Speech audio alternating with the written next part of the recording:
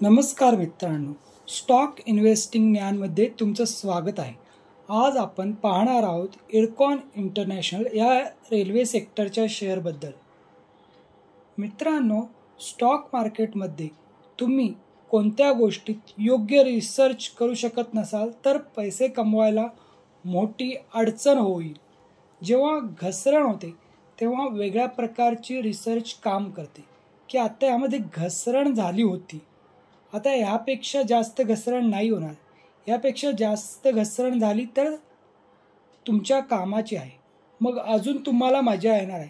फक्त तुम्हाला एकच गोष्ट करायची आहे की एकाच वेळी शेअर कधीच खरेदी करू नका. जेव्हा खूप चांगली कोणत्या शेअरमध्ये घसरण मिळाली, खूप जास्त घसरण झाली तर थोडंसं जास्त खरेदी करू शकता, पण सर्व पैसा कधी पण एका कंपनीमध्ये नाही लावायचा. मार्केटमध्ये एक शेअर मल्टीबॅगर रिटर्न दिल्यानंतर परत तुम्हाला पैसे बनवून देतो. तुम्हाला फक्त घसरणीकडे लक्ष दिलं पाहिजे. इरकॉन इंटरनॅशनलची गोष्ट कराल तर ह्याने किती हाय मारला होता, 351.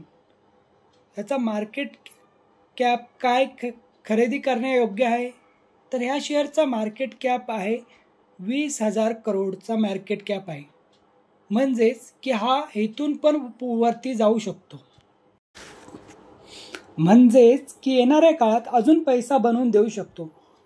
ऑलरेडी मल्टीबॅगर रिटर्न बनवून दिले आहेत या शेअरने. खूप पैसा या शेअरने बनवून दिला आहे. बोनस, स्प्लिट ह्या सर्वांचं कॅल्क्युलेशन केलं तर मोठा पैसा बनवून दिला आहे. सर्वात आधी आपण 1 वर्षाचा चार्ट पॅटर्न पाहाल तर याने जो हाय बनवला होता तेथून 44% पडला आहे. जर कोणी टॉपवर खरेदी केलं असेल तर त्याचा 44% नुकसान दिसून येत असेल.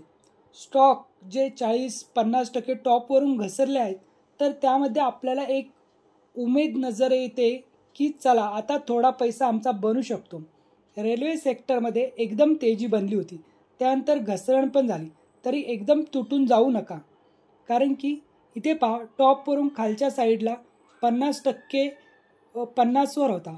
50च्या रुपयाच्या अकॉर्डिंग अजून पण महाग आहे.